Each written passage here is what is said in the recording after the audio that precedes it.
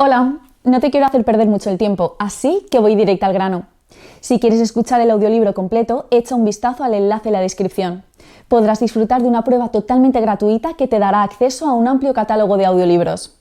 Pero espera, que hay más. Por si todavía tienes dudas, a continuación te dejo con un pequeño fragmento del audiolibro. Disfrútalo. La intención de escribir un libro acerca de la obesidad, también llegó el deseo de escribir este corto capítulo, porque históricamente la obesidad ha nacido entre los poderosos, y por lo tanto está íntimamente relacionada con el poder. Desde las antiguas instrucciones de Taotep, que buscaban instruir a la élite del antiguo Egipto en temas de valores y autocontrol, la obesidad acompaña a aquellos que se encuentran en posiciones de dominio. Podemos pensar en el ejemplo clásico del soldado que va a la guerra con ansias de servir a su país, y los requerimientos físicos de su rol lo obligan a ejercitarse disciplinadamente.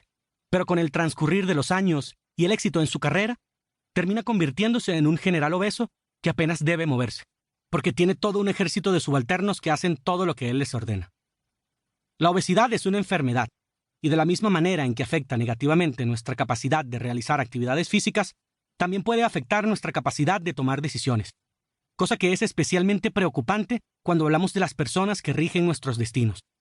No obstante, quiero aclarar que no busco estigmatizar a los gobernantes de ningún tipo, mucho menos a los obesos. Gobernantes con sobrepeso han existido desde el principio de los tiempos. Hay historiadores que especulan que Cleopatra no era tan bella como la presentan en muchas de sus obras y bustos. Dicen que era bajita y gordita. Lo más probable es que para la gente de su época seguro era hermosa, pero nuestro concepto actual nos nubla la mente. También podemos mencionar la historia de Aulo Vitelio Germánico, un emperador romano conocido por su glotonería, quien se dice que podía comer 1200 ostras en una sentada, y además se comía los alimentos que servían de ofrenda para los dioses.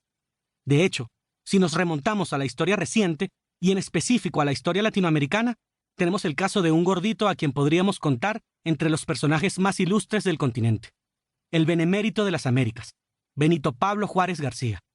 Para refrescarles un poco la memoria, en el siglo XIX, México atravesaba un camino bastante tortuoso para alcanzar su independencia. En ese entonces, había un grupo de conservadores que querían que el territorio mexicano regresara a formar parte del Imperio Español. Entre ellos, el famoso Fernando Maximiliano José María de Habsburgo-Lorena, quien fue designado emperador de México y único monarca del Segundo Imperio Mexicano. Este hombre jugaba el papel de líder e imagen de este grupo de conservadores, cuyo objetivo era impedir a toda costa la independencia de México. Ante este poder aristocrático se levantó un hombre indígena que, como comentan los historiadores Sandra Molina y Alejandro Rosas, en su trilogía Érase una vez en México, se enfrentó a dos imperios. Un hombre arrojado de ciudad en ciudad, de pueblo en pueblo, de rancho en rancho, perseguido, errante, atacado en las cavernas como una bestia feroz, acosado en el desierto mientras que a la usurpación la llamaban legitimidad. Un hombre al que se le llamó bandido, pero que a su lado tenía la libertad. La muerte del benemérito de las Américas en 1872 estuvo precedida por un diagnóstico de angina de pecho, y aunque días antes de su muerte presentó un dolor agudo en el pecho y se le recomendó que cuidara su alimentación, Juárez no hizo caso.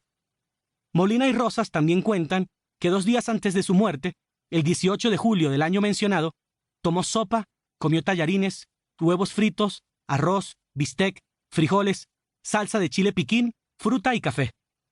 Además, tomó media copa de vino, pulque y jerez, y sin estar contento con esto, en la noche bebió una copa de rompope.